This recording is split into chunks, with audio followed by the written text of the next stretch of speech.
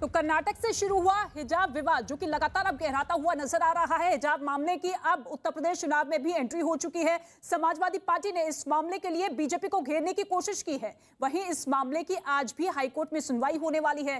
कल इस मामले पर सुनवाई हुई थी। हाईकोर्ट ने इस मामले पर संविधान के हिसाब से कदम उठाने की बात कही। इस सुनवाई से पहले उडुपी में जमकर हंगामा हुआ। कई छात्र कॉलेज के बाहर एकजुट हुए और काफी देर तक हंगामा और नारेबाजी करते हुए दिखाई दिए। विवाद तब और ज्यादा शुरू हुआ था जब कुछ दिन पहले हिजाब पहनकर कॉलेज पहुंची छात्राओं को क्लास में जाने से रोक दिया गया था, जिसके बाद छात्राओं ने इसका विरोध किया और विरोध में शामिल एक छात्रा ने कर्नाटक हाईकोर्ट में अर्जी दाखिल कर दी। लेकिन यह विवाद और बढ़ता चला गया। उडुपी के बाद प्रदेश के दूसरे कॉलेजों में भी हंगामा शुरू हो गया। हिजाब के जवाब में कुछ हिंदू छात्र भगवा शॉल लेकर कॉलेज पहुंच गए। हंगामा बढ़ने के बाद मुख्यमंत्री ने भी सभी से शांति बनाए रखने की अपील की और ऐसे में 3 दिन के लिए स्कूल और कॉलेज बंद कर दिया गया है। ये 3 तस्वीरें आप देखिए किस तरीके से हिजाब पर हंगामा लगातार गहराता हुआ नजर आ रहा है। कल भी हाईकोर्ट में सुनवाई हुई और आज एक बार फिर से सुनवाई होनी है। दोपहर 2 बजे के आसपास सुनवाई की शुरुआत होगी। लेकिन इसके साथ ही कांग्रेस महासचिव प्रियंका गांधी ने भी हिजाब पर ट्वीट किया है। उन्होंने ट्वीट किया कि चाहे वो बिकनी हो, घूंघट हो, जीन्स की जोड़ी हो या फिर हिजाब, यह तय करना एक महिला का अधिकार है कि क्या पहनना चाहती है। यह अधिकार भारतीय संविधान द्वारा दिया गया है। महिलाओं को प्रताड़ित करना बंद करो, यह प्रियंका गांधी की तरफ से ट्वीट किया गया है। और इसके साथ ही बीजेपी नेता कपिल मिश्रा ने भी हिजाब पर ट्वीट किया है। उन्होंने लिखा कि हिजाब गुलामी और दमन का प्रतीक है, एक किताब की मजबूरी में पहना जाता है। हिजाब तालिबानी सोच का प्रतीक है। हिजाब जिहादी आतंक का प्रतीक है। ईरान अफगानिस्तान में लड़कियों की हत्या कर दी जाती है। हिजाब ना पहनने पर तालिबानी ड्रेस कोड की स्कूल कॉलेजों में कोई जगह नहीं, मदरसे में जाओ, ये पलटवार करते हुए ट्वीट कपिल मिश्रा की तरफ से किया गया है। लेकिन असदुद्दीन ओवैसी भी इस पूरे विवाद में कूदते हुए नजर आए हैं। असदुद्दीन ओवैसी ने हमला बोलते हुए ये कहा कि किसी को डरने की जरूरत नहीं है। बहू बेटियां क्या पहनती है उससे किसी को कोई लेना देना नहीं होना चाहिए। डरने और घबराने की जरूरत नहीं है। अच्छा, अभी आप देखेंगे, हम पहले से आपको वार्न करके जा रहे हैं, शाम में 6 बजे से टीवी पे शुरू हो जाएगा। मुस्लिम महिलाओं को बुर्का और हिजाब के नाम पर दबाया जाता है। अरे तुमको कब से मोहब्बत हो गई? मैं क्या पहनता हूं, मेरी बेटी क्या पहनती है, मेरी बीवी क्या पहनती है, उससे आपको क्या। और हिजाब विवाद पर समाजवादी पार्टी ने बीजेपी पर हमला बोला है। केंद्रीय मंत्री प्रहलाद जोशी ने कहा है कि हर एक स्कूल में ड्रेस कोड होता है, उसे फॉलो करना सबका कर्तव्य है।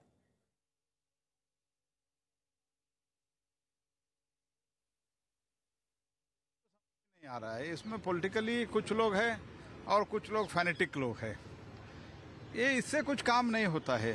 That dress code has to be followed, उसको फॉलो करना सबका कर्तव्य और उधर कानून भी है और वो उसमें अंडरटेकिंग भी देते हैं कि जब भी हम कॉलेज में आएंगे, स्कूल में आएंगे, हम ये ड्रेस कोड पालन करेंगे। अभी तो ड्रेस कोड पालन करना है। हम जो कानून है, लॉ ऑफ द लैंड जो है, उसको मैं पालन नहीं करूंगा, ये बोलना ठीक नहीं है। तो बीजेपी का कहना है कि कानून का पालन करना होगा। लेकिन हिजाब विवाद पर समाजवादी पार्टी ने भी बीजेपी पर हमला बोला है। क्या कुछ कहा गया, सुनिए। देखिए, भारत का संविधान सभी नागरिकों को धार्मिक आजादी देता है, बोलने की आजादी देता है, रहने खाने पीने की आजादी देता है। देश के जिन हिस्से में पहनावे के लेके बवाल है, नफरत है, बंटवारा है, हम समझते हैं अगर उसके लिए कोई जिम्मेदार है तो भारतीय जनता पार्टी की सरकार जिम्मेदार है। और कर्नाटक में हिजाब पर जारी हंगामे पर पूर्व प्रधानमंत्री और जेडीएस के अध्यक्ष एचडी देवेगौड़ा ने बीजेपी और कांग्रेस पर मामले पर सियासी फायदा उठाने की कोशिश करने का आरोप लगाया। Kumaraswamy has taken a very cautious step.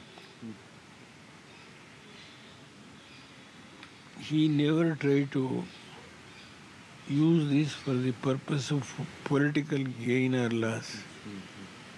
As a former chief minister, he advised the government and also the Congress party. This is not going to help.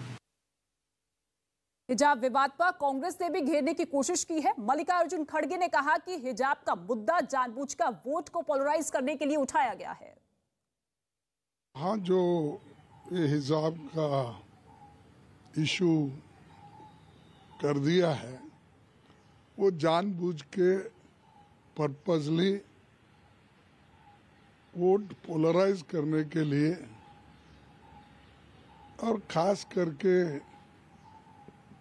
Hindu मुस्लिम को लड़ाने के लिए चंद लोग कोशिश कर रहे हैं, लेकिन कर्नाटका हमेशा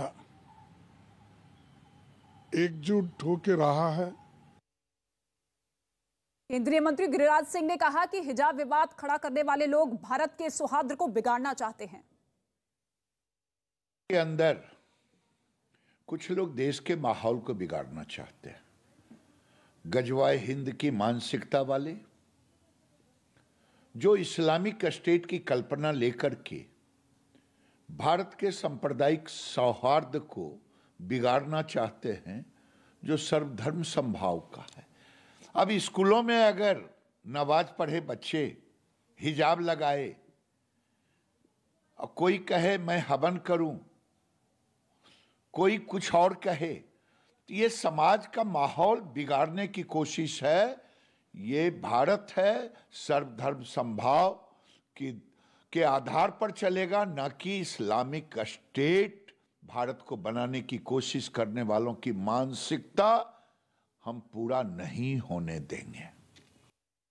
और कांग्रेस पार्टी के नेता अजय कुमार ने इस मामले को जानबूझकर बढ़ावा देने का आरोप लगा दिया और सभी के लिए एक नियम बनाने पर जोर दिया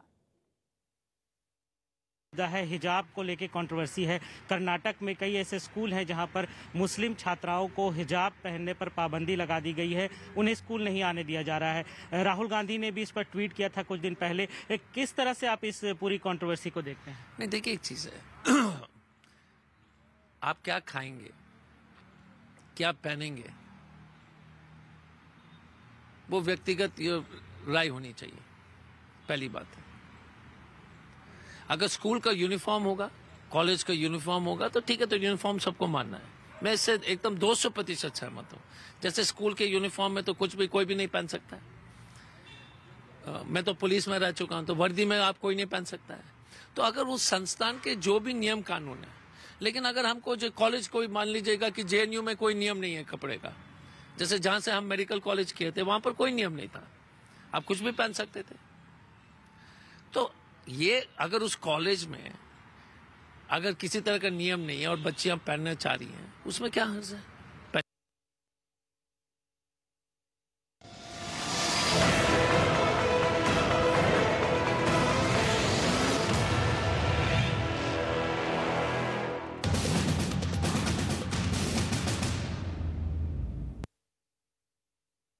एक दिन पहले पश्चिम बंगाल की मुख्यमंत्री ममता बनर्जी उत्तर प्रदेश पहुंची। उन्होंने लखनऊ में अखिलेश यादव के समर्थन में प्रचार किया और मंच से खेला होबे का नारा लगाया, जिसके बाद भारतीय जनता पार्टी ने मोर्चा खोलते हुए ममता बनर्जी को निशाने पर ले लिया।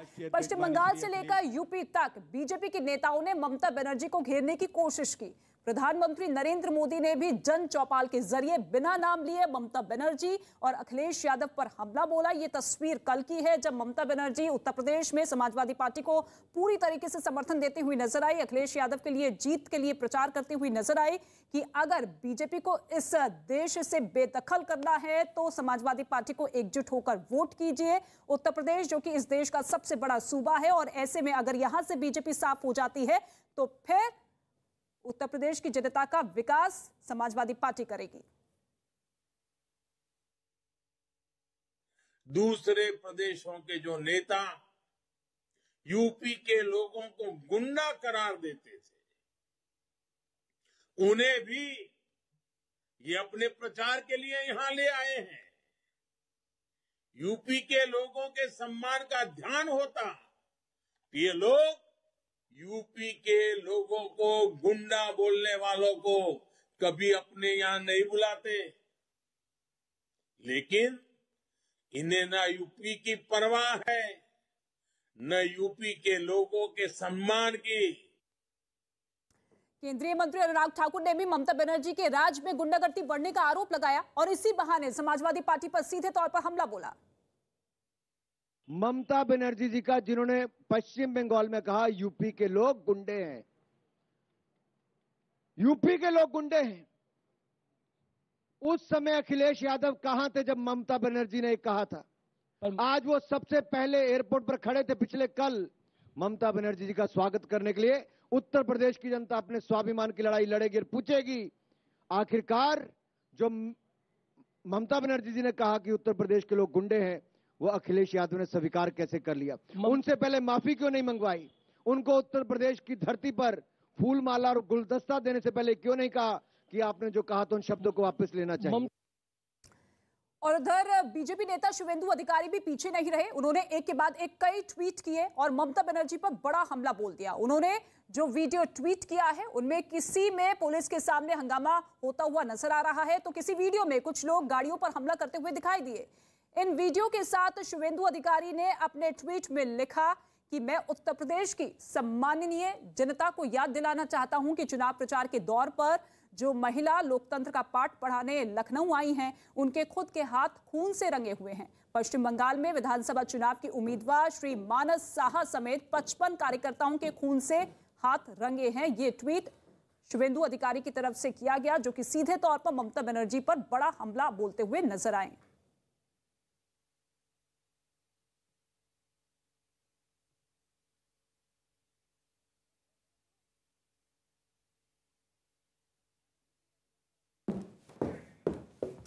शुवेंदु अधिकारी की तरफ से ये ट्वीट किया गया है। ममता बनर्जी जो कि अब उत्तर प्रदेश में समाजवादी पार्टी को समर्थन देने के लिए चुनाव प्रचार करती हुई नजर आ रही हैं, और ऐसे में शुवेंदु अधिकारी जो कि पश्चिम बंगाल विधानसभा चुनाव के दौरान ही टीएमसी को छोड़कर बीजेपी में शामिल हुए थे, और अब शुवेंदु अधिकारी ममता बनर्जी पर हमला बोलते हुए।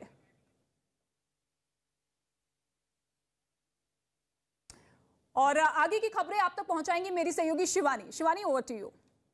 जी बिल्कुल ऋतिका, और देखिए किस तरीके से लगातार चुनावी रण आगे बढ़ता जा रहा है और बीजेपी नेता और केंद्रीय मंत्री मुख्तार अब्बास नकवी ने ममता बनर्जी पर हमला बोला है और बीजेपी को लेकिन ये कहा है कि सिंडिकेट के एकजुट होने का आरोप लगाया गया है और साथ ही बीजेपी की बड़ी जीत का दावा कर दिया है।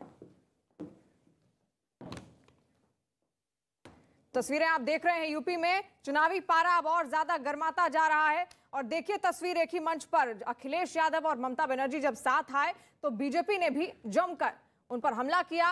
कई तरह के आरोप और प्रत्यारोप का जो सिलसिला है वो उसकी शुरुआत एक बार फिर से हो गई। ममता दीदी की दिक्कत क्या है? उनसे अपना प्रदेश संभल नहीं रहा है। उनकी सरकार को वहां पे अराजक तत्वों ने, ऐसे लोगों ने जो कि प्रदेश के हितों के दुश्मन हैं, उन्होंने हाईजैक कर रखा है। प्रशासन वहां पर जो है वो पूरी तरह से उन लोगों के हाथों बंधक बन गया है। तो अब जो है ये सारा के सारा इस तरह का सिंडिकेट इकट्ठा हो रहा है और इकट्ठा हो करके जो है वो कह रहा है कि जी हम बीजेपी को रोकने के लिए हम भी तुम्हारे साथ हैं। कोई कह रहा है हम तुम्हारे हाथ पकड़ रहे हैं, कोई कह रहा है तुम्हारा हम पैर पकड़ रहे हैं, कोई कह रहा है तुम्हारा हम टांग पकड़ रहे हैं। अखिलेश जी हम तुम्हारे साथ हैं, तुम आगे बढ़ो। और पता लगा कि जब अखिलेश जी जो है वो चुनाव के बाद रिजल्ट आएगा तो ये सब कोई नहीं दिखेंगे। तो इसलिए मुझे लगता है कि बेगानी शादी में अब्दुल्ला दीवाने वाली स्थिति। और इसी के साथ बीजेपी नेता अमित मालवीय ने भी ममता पर हमला बोला और उन पर बंगाल चुनाव के दौरान यूपी के लोगों को गाली देने का आरोप लगा दिया। ममता बनर्जी हैं जो पिछले साल बंगाल के चुनाव में उत्तर प्रदेश वालों को गालियां दे रही थी। उनको भगवाधारी कहना, गुंडा, मवाली बताना, ये उनके चुनाव का हिस्सा था। ऐसे में अखिलेश यादव ममता बनर्जी को उत्तर प्रदेश बुलाते हैं, ये उत्तर प्रदेश की जनता का अपमान है। ममता बनर्जी बनारस जा सकती हैं, कानपुर जा सकती हैं, जहां पर भी जाना चाहे वहां जा सकती हैं, लेकिन उनका उत्तर प्रदेश में जनाधार क्या है? जो अपने प्रदेश में चुनाव के बाद हिंसा को नहीं रोक पाई, वो आज उत्तर प्रदेश में जाकर उत्तर प्रदेश की जनता को ये बता रही हैं कि एक ऐसी सरकार जिसके अंतर्गत लॉ एंड ऑर्डर चुस्त और दुरुस्त हो गया, उसको आप न चुने। ममता बनर्जी को समझना चाहिए कि वो बंगाल की मुख्यमंत्री हैं और देश में उनकी कोई रेलेवेंस नहीं है। और साथ साथ बीजेपी नेता रवि किशन ने भी ममता बनर्जी के समाजवादी पार्टी के पक्ष में चुनाव प्रचार करने पर सवाल उठाए और उनके प्रचार करने के बाद अखिलेश यादव को नुकसान होने का दावा कर दिया। ममता जी आई हैं तो ममता जी का स्वागत है उत्तर प्रदेश की पावन धरती पर, लेकिन ममता जी को ये भी बता देना चाहिए कि अगर वो उत्तर प्रदेश वालों से मांग रही हैं कि सपा को जितवाना है, तो ममता जी आपके उस कोलकाता में उत्तर प्रदेश वालों पर कितना अत्याचार होता है और कितना अत्याचार आप करवाती हैं, उसको भी उत्तर प्रदेश वाले कभी भूले नहीं। अच्छा हुआ और मांग के उनको और कुछ अखिलेश जी को सीटें मिल रही थी, अब और वो कम हो जाएंगी, अब वो 40-45 की सीटों में सिमट जाएंगे।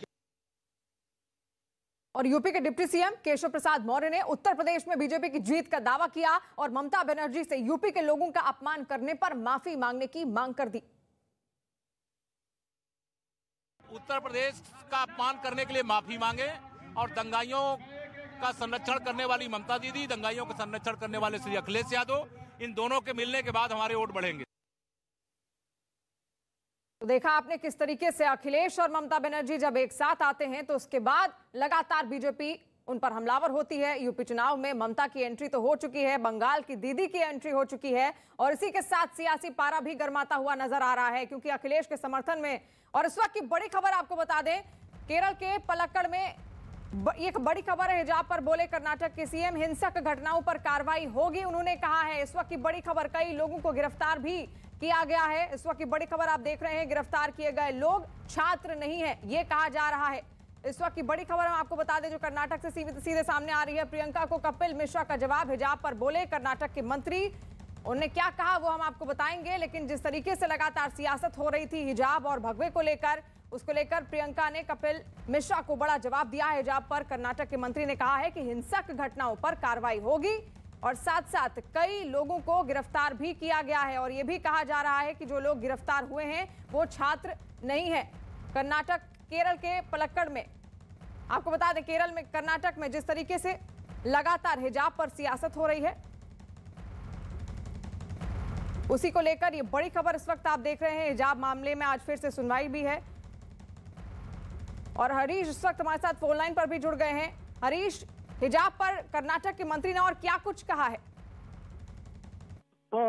जो वायलेंस हुआ कर्नाटक के 2-3 डिस्ट्रिक्ट में कल, गवर्नमेंट को ये सस्पिशन था कि ये छात्र नहीं है और ये कुछ लोग दूसरे ऑर्गेनाइजेशन के जो लोग हैं वो कॉलेज कैंपस के अंदर घुसकर ये वायलेंस क्रिएट किए हैं। इसीलिए 5 FIR रजिस्टर हुआ है शिवमोगा में। उसके बाद कुछ लोगों को अभी डिटेन किया गया है और होम मिनिस्टर का ये कहना है कि सरकार को सस्पिशन है कि ये छात्र नहीं है, ये कुछ ऑर्गेनाइजेशंस को बिलोंग करते हैं। वो अभी प्रोब कर रहे हैं सरकार की कौन सा ऑर्गेनाइजेशन है। ऑलरेडी SCPI के लोगों को भी प्रोब कर रहा है सरकार, क्योंकि 2 लोग फ्राइडे को अरेस्ट किए गए थे कुंदापुर के कॉलेज के सामने, वो भी कुछ अफिलिएटेड थे। तो सरकार का ये कहना है कि पुलिस डिपार्टमेंट को क्लियर ऑर्डर दिए आगे जांच की जा रही है और फिलहाल जिन लोगों की गिरफ्तारी हुई है ये कहा जा रहा है कर्नाटक के मंत्री द्वारा कि ये छात्र नहीं है। अब किस संगठन से ताल्लुक रखते हैं उसकी जांच लगातार आगे की जा रही है। और केरल के पलक्कड़ में एक पहाड़ पर फंसे लड़के को कई घंटों की कोशिश के बाद सुरक्षित बचा लिया गया। ये लड़का पहाड़ पर ट्रैकिंग के लिए गया हुआ था, लेकिन वहां पैर फिसलने की वजह से वो नीचे गिर गया और ऊंची पहाड़ी के बीच जाकर फंस गया। जिस जगह वो फंसा था वहां पहुंचने के लिए बचाव दल को काफी कोशिश करनी पड़ी। पहले पुलिस और SDRF की टीम वहां पर पहुंची और लड़के को बचाने की कोशिश की गई, लेकिन जब उनको कामयाबी नहीं मिली तो सेना को मदद के लिए आगे बुलाया गया और कई घंटों तक कोशिश करने के बाद लड़के को सुरक्षित बाहर निकाल लिया गया। तस्वीरें भी आप देख रहे हैं किस तरीके से वहां पर बचाव कार्य किया गया था। एक लड़का वहां पर फंस गया था और मदद करने तुरंत वहां पर टीमों को भेजा गया। केरल में एक पहाड़ पर ये लड़का दरअसल फंस गया था, जिसके बाद जैसे ही खबर इसकी मिलती है तुरंत वहां पर सुरक्षा और बचाव टीम को भेजा जाता है। और तस्वीरें भी आप देख रहे हैं, ये केरल के पलक्कड़ की तस्वीरें हैं। जिस तरीके से रेस्क्यू ऑपरेशन वहां पर चलाया गया, जब लड़का पहाड़ पर फंस जाता है उसके बाद वहां पर उसको बचाने के लिए SDRF की टीमें भी पहुंच जाती हैं और लड़के को सुरक्षित बाहर निकालने के बाद भी कुछ तस्वीरें सामने आई। इन तस्वीरों में पहाड़ी पर फंसा लड़का बचाव दल की टीमों के साथ बैठा हुआ नजर आया और सुरक्षित बाहर निकलने की खुशी भी उसके चेहरे पर साफ दिखाई दी। ऊपर में लेके जाएगा।